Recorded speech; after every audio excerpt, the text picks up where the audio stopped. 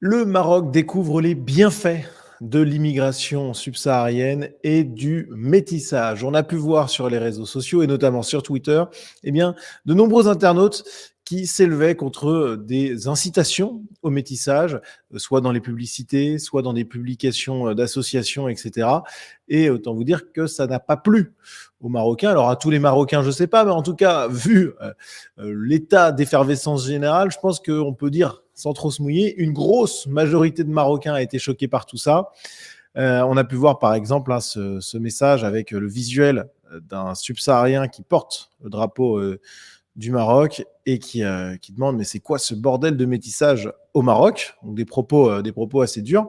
Alors il n'y a pas eu que ce genre de choses, il y a eu beaucoup aussi d'extraits de cette vidéo qui ont été repris, partagés, diffusés, commentés très largement par de nombreux internautes marocains. On le voit ici avec le compte Twitter Morocco Intelligence, une vidéo qui a eu énormément de vues, près de 400 000 vues, donc c'est quand même gigantesque, dans laquelle on voit un homme subsaharien qui parle aux Marocains. Donc voilà ce que nous dit le compte Morocco Intelligence. Exemple de vidéo de l'association GADEM visant à promouvoir le métissage des femmes marocaines avec des hommes subsahariens. Et donc là, il cite les propos tenus par l'homme subsaharien dans cette vidéo. On est toujours confronté au problème de la jalousie de leurs frères, donc les frères marocains. Si on pouvait avoir un film de métissage de l'homme noir avec des femmes marocaines, parce que beaucoup de femmes marocaines souhaitent se marier avec nous. L'homme noir est le meilleur. Autant dire que ça a moyennement plu aux Marocains et on les comprend un petit peu parce que c'est quand même un peu arrogant de dire ça quand même. Et donc on a eu évidemment de nombreuses réactions outrées de la part de Marocains. On a cette Marocaine qui prend la parole. Le Maroc a eu de tout temps des liens profonds avec les pays du Sud, notamment ceux d'Afrique subsaharienne. De là à voir la propagande antiraciste de l'association GADEM visant à promouvoir le métissage des femmes marocaines avec des hommes subsahariens, je trouve ça honteux. Et c'est vrai que franchement, quand on revient à la vidéo originale, le type, à la fin, cet homme subsaharien, finit vraiment la vidéo, c'est la fin, ça il dit, voilà, l'homme noir, c'est le meilleur. Donc comment tu veux que ça soit... C'est pas très malin, en fait. Ça peut pas être bien reçu par les Marocains. Enfin, je veux dire, un peu plus de subtilité. La propagande que nous, on reçoit dans la figure, alors elle est très massive et de moins en moins subtile, c'est évident. Mais ils y sont allés petit à petit. Là, le problème, c'est qu'ils y vont trop vite. Alors, ça vient de l'association GADEM, qui a donc été considérée comme promouvant le métissage contre les Marocains, tout simplement. Alors, le GADEM, c'est un acronyme pour Groupe antiraciste d'accompagnement et de défense des étrangers et migrants. Voilà, qui est une association de droit marocain. Et alors déjà, première chose qui est quand même assez extraordinaire, c'est, et on va s'excuser auprès de nos amis maghrébins, mais le problème, c'est que sa présidente, en tout cas sa directrice associée, il s'agit de Camille Denis, qui n'est pas une maghrébine, qui n'est pas une subsaharienne, qui n'est pas une extra-européenne, mais qui est bien une européenne. Voilà, on la voit ici en train de présenter un ouvrage dans un poste public de l'organisation ANAFE. Bon, vous voyez un petit peu le profil. Donc c'est ça, le GADEM. C'est quand même assez extraordinaire. Alors, ce n'est pas seulement une directrice européenne gauchiste qui vient distiller son poison en dehors de nos contrées, mais c'est également une association qui reçoit des financements, et des financements assez particuliers, ma foi, puisqu'on a, par exemple, l'Open Society Foundation, qu'on connaît très bien. Donc ça, c'est la fondation Soros. On a également la fondation Rosa Luxembourg, qui est une fondation gauchiste allemande. Voilà, donc il y a plein d'autres trucs qui sont là, évidemment, qui pourraient être intéressants à analyser. C'est pas trop le sujet. L'essentiel, c'est de vous montrer que le gauchisme, non seulement attaque l'identité française et européenne, mais tout simplement s'exporte aussi. Voilà. Alors évidemment, ça se passe pas bien. On a plein de gens qui se rendent compte que finalement, il y a des choses à dire là-dessus. On a le compte Twitter assez suivi, plus de 60 000 personnes, Moorish Movement, donc le mouvement Maure, qui note que la GADEM est une association qui est dirigée, qui est financée par l'Open Society Foundation, par l'Union européenne, donc qui reprend un petit peu tout ça et qui montre que non seulement il publie des vidéos comme on a pu les voir où on a un Africain qui réclame le métissage en disant les hommes noirs sont meilleurs, et quand on y repense, c'est vraiment incroyable que ça a été conservé au montage. Enfin, passons. Ils éditent aussi des petits ouvrages ou des petits flyers à destination des enfants, des élèves marocains. Donc là, c'est quand même assez grave, quoi. Mal-être pédagogique du vivre ensemble au Maroc. Franchement, bon.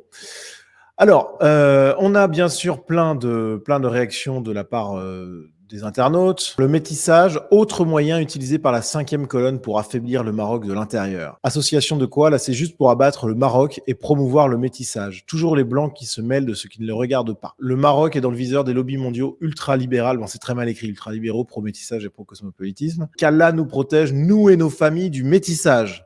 Quelle ignominie sans nom. Les femmes du Maroc sont dignes et fières avec une bonne éducation. Pas de ça chez nous. Des discours. Alors là, franchement, qu'on entend très peu en France. On n'a pas le droit trop de tenir des propos comme ça. Je précise au passage d'ailleurs qu'en France, ceux qui tiennent ce genre de discours sont critiqués, conspués, attaqués même par les Marocains qui, pourtant, déplorent la propagande du vivre ensemble, du métissage, de l'immigration, etc., dans leur pays d'origine.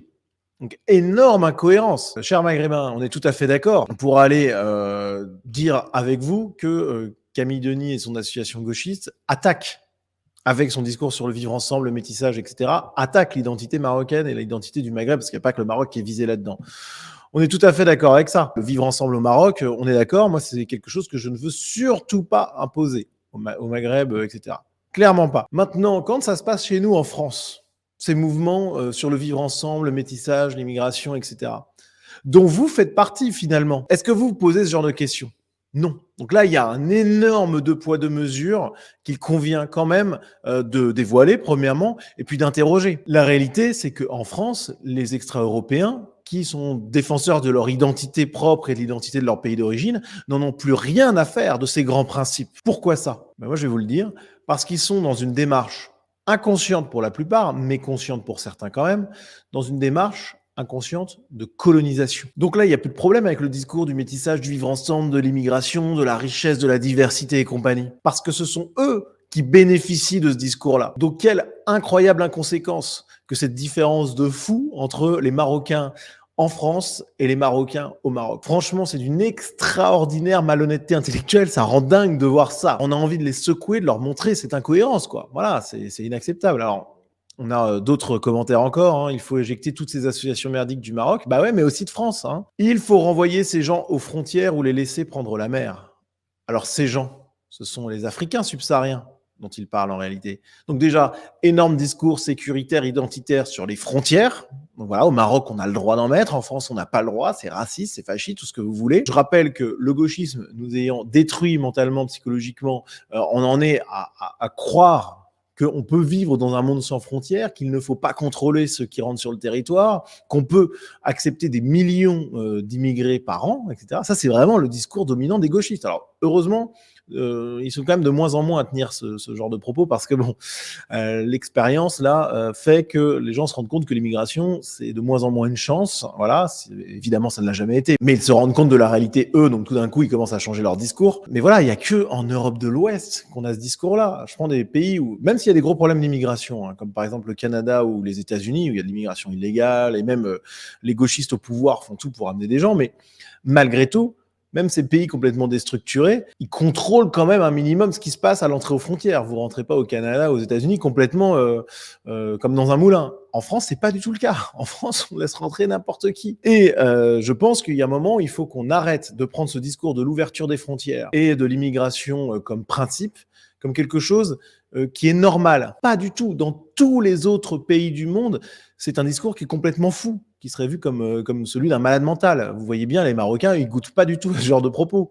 La réalité, c'est que contrôler ces frontières, contrôler les entrées sur le territoire, faire en sorte de préserver l'identité du pays, etc., c'est quelque chose de bon sens. Dans 99% des pays du monde, on applique ces principes de bon sens. Donc c'est pas parce que le gauchisme nous fait vivre dans une espèce d'enfer dystopique qu'on doit l'accepter. Il y a un moment où il faut réagir. Et prendre exemple sur les Marocains qui se révoltent en ce moment contre l'imposition du métissage, je trouve ça assez intéressant. Donc déjà, ce Marocain qui déclare qu'il faut renvoyer les subsahariens à la frontière ou les laisser prendre la mer. Et là, on voit le côté un peu, bon, on les envoie en Europe.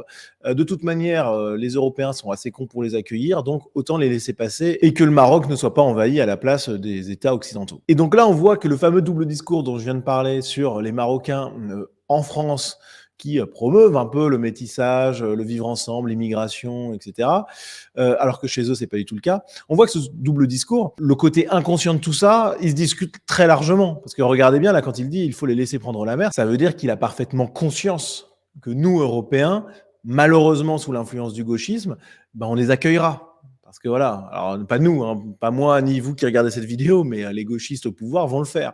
Donc il y a quand même une prise de conscience de la réalité. Alors la question qui se pose quand on voit ce genre de choses, c'est finalement est-ce qu'on ne pourrait pas mener une coopération stratégique, diplomatique avec les pays du Maghreb et notamment le Maroc, là pour prendre cet exemple, afin de juguler ensemble l'immigration subsaharienne et puis, allez, pourquoi pas, en se prenant la main et en chantonnant ensemble pour la paix dans le monde, l'amitié entre les peuples, pourquoi pas faire en sorte que ce partenariat stratégique, il contienne dans ces conditions eh bien, le retour d'un grand nombre d'extra-européens présents en France dans leur pays d'origine. C'est une théorie qui peut être intéressante et c'est d'ailleurs pour ça que certains à droite préconisent de ne pas critiquer l'islam, voilà, de ne pas critiquer l'immigré en tant que tel, l'immigration trop frontalement. Pourquoi Parce que s'il y a trop de critiques, ça pourrait empêcher ce partenariat stratégique qui, à leurs yeux, est nécessaire. Bon, alors je ne suis pas du tout d'accord avec ça.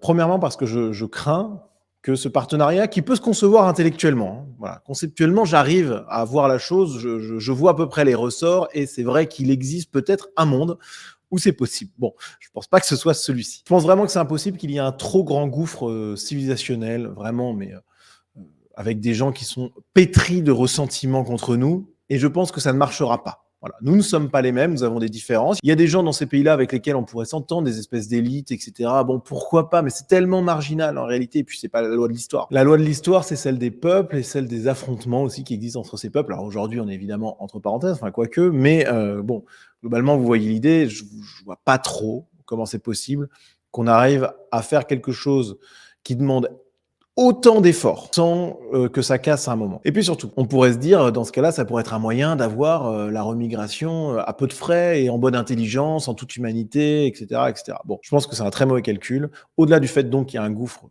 trop grand entre nous, je pense que la prise de conscience patriote et identitaire du peuple français, elle passe nécessairement par la focalisation sur les défauts de l'immigration maghrébine, africaine, extra-européenne de manière générale, et aussi par les ravages causés par l'islamisation du pays. Voilà. Déjà parce que critiquer l'islamisation de la France en soi, c'est déjà quand même quelque chose d'essentiel et nécessaire, parce que c'est une modification radicale de son identité et complètement non désirée par les autochtones, donc c'est quelque chose contre lequel il faut lutter, sachant qu'en plus, l'islamisation du pays, au-delà du facteur objectif de changement d'identité, enfin, c'est un changement très négatif. Bon, donc déjà, on est obligé de pointer ça du doigt. Et donc, de facto, en se présentant comme défenseur de l'identité française et européenne contre l'islamisation et donc contre l'islam, bon, bah déjà, cette population-là, déjà qu'il y avait un gouffre de base assez conséquent, là, il est élargi au dernier degré et déjà, ça rend les choses caduques. Pareil pour la critique de l'immigration. Je suis désolé, à un moment, il faut critiquer ces populations-là qui sont chez nous et qui, pour une partie significative d'entre elles, je dis pas toutes 100%, mais enfin pour une grande partie de ces populations, rend notre pays quand même beaucoup moins attrayant, beaucoup moins sympathique, beaucoup moins agréable qu'il ne l'était avant qu'elle n'arrive. Bon, donc à un moment, il va falloir rentrer dans le dur sur ces questions-là, ce qui va encore plus élargir ce gouffre qui était déjà intersidéral. Donc, je pense que ce qui se conçoit intellectuellement en termes de coopération et compagnie, je pense pas que ça puisse advenir, voilà. Et je pense que c'est un plan qui est trop compliqué, voilà, beaucoup trop compliqué pour qu'il puisse arriver à son terme et qu'il y a quelque chose de beaucoup plus simple pour arriver à la remigration et puis surtout se protéger de la vague d'immigration subsaharienne qui va arriver dans les décennies qui viennent. C'est de faire respecter nos frontières, voilà. Et la chance qu'on a, et que n'a pas le Maghreb, effectivement, c'est d'avoir une frontière naturelle avec ce continent d'Afrique. On a la Méditerranée qui nous permet quand même de simplifier drastiquement le contrôle des entrées aux frontières. Donc voilà, tant au niveau de la prise de conscience identitaire que de la possibilité d'une remigration qui sera à mon avis beaucoup plus facile si on commence à permettre le réveil des Français et des Européens, que de la suite des choses parce que on a des frontières naturelles et le jour en fait où on a la prise de conscience générale grâce entre autres, hein, il n'y a pas que ça, mais au levier de l'islamisation, au levier de l'ensauvagement et de la tiers-mondisation provoquée par l'immigration extra-européenne, bon, et ben là, les amis, on aura fait beaucoup de boulot et on n'a pas besoin d'avoir des partenariats stratégiques avec ces pays-là. Voilà. Idéalement, pourquoi pas? Mais sauf qu'à mon avis, c'est du rêve. Bref, pour revenir au cœur du sujet, eh bien, on se retrouve avec les Marocains qui, chez nous, pour beaucoup, vantent le vivre ensemble. Voilà, et ben, ils se retrouvent confrontés au gauchisme, ils se retrouvent confrontés aux attaques contre leur identité. Alors, moi, je vais pas être un salaud, au contraire, hein, moi, je vais leur souhaiter ardemment de défendre leur pays, défendre leur culture, défendre leur civilisation. Il n'y a pas de problème avec ça. Je suis même prêt à participer en reprenant Camille Denis chez nous. Je pense que ça doit être une Française ou un truc du genre. Je suis prêt à la reprendre sur notre continent, de ce côté-là de la Méditerranée, pas de souci. Mais c'est un peu comme les prises d'otages, vous voyez. Bah, moi, je veux bien, en échange, qu'on rende aussi quelques-uns des prisonniers marocains dans nos prisons, par exemple.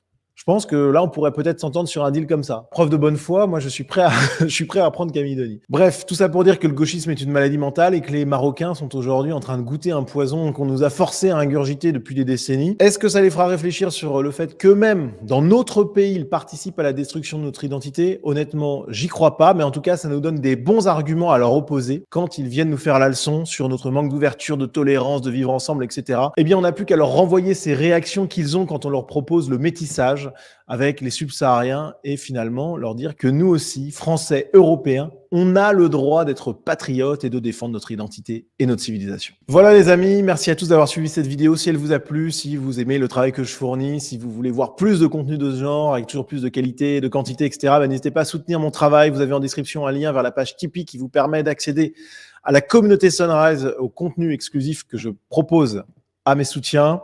Et puis, vous avez également la possibilité d'acheter une œuvre d'art réalisée par un artiste patriote sur le site sunriseshop.tube. Vous avez le lien également en description. Vous avez déjà 3 œuvres d'art qui sont proposées et ça va bientôt s'agrandir. Voilà les amis, merci beaucoup et à très vite.